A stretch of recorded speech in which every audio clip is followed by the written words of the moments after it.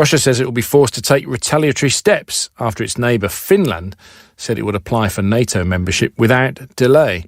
Let's discuss that with Dr. Alexander Lanoszka, who's an expert on NATO and military alliances at the Council on Geostrategy. Evening, thanks for joining us. Thank you very much for having me. First of all, just give us the kind of geographic situation if Finland becomes a NATO member. Where is it in relation to Russia, and how does it extend the border with Russia to which it would be NATO protected? So Finland has a border of about 800 miles with Russia. Of course, it sits on the northern point of the Baltic Sea. And so its participation in NATO as an official member would certainly tighten up NATO's presence in the Baltic Sea, which would certainly rebound to the benefit of NATO's more vulnerable members in Estonia, Latvia, and Lithuania. But of course, it looks like Sweden will follow suit. And so it will be an exaggeration to say that the Baltic Sea will become a NATO lake, because after all, Russia has a presence there and it's open to the ocean. But still, it does solidify NATO's presence in that body of water. What do you make of the Russian response, forced to take retaliatory steps? Do we know what those retaliatory steps would be? So they've only responded vaguely that they will take retaliatory steps, both of military, technical, and other nature, to use their precise language. They've been saying these sorts of things for many years now, because the prospect of NATO membership has been discussed in the past. They've not really offered any firm details. They did suggest in recent weeks that they might indeed put nuclear-armed missiles on the Baltic Sea by way of their presence in Kaliningrad, but we have strong reasons to believe that they actually have such missiles already. So it seems like this talk is rather moderate, and I think it's moderate precisely because so much of their combat potential is really invested in the campaign in Ukraine, and as you just mentioned, that campaign is not going very well.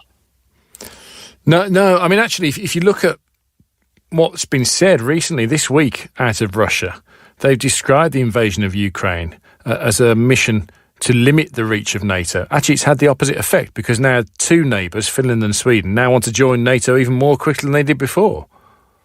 Indeed, and that's the story with Ukraine as well. When Russia annexed Crimea and destabilized the Donbass region in 2014, Ukraine officially had a position of neutrality, whereby most respondents in various surveys conducted at the time didn't really have much support for joining the alliance. But since 2014, precisely because of the war in the Donbass with Russia, that support for NATO grew and has grown considerably since. So Russia has been absolutely counterproductive in going about trying to use military force against its neutral neighbors in such a way as to enhance the appeal of the alliance.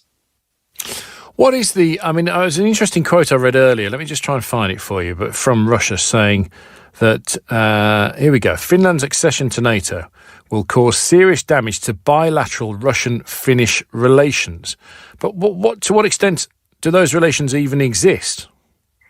To be sure, Finland has tried to straddle the line in terms of having a territorial defense concept that will raise the cost of aggression directly to Russia should it try to do something, but at the same time go about its own way in dealing with Russia diplomatically. And so it's tried to go about defense cooperation with NATO countries in such a way as not to alienate Russia. But so there is some diplomatic relationship there. There is some trading relationship there too. They do, after all, share a very long border. But because indeed Russia has aggressed against a nominally neutral country, has indeed stimulated nuclear strikes against Sweden not even 10 years ago, and indeed has shown these revanchist tendencies, I think Finland has come to realize that the status quo is no longer operative.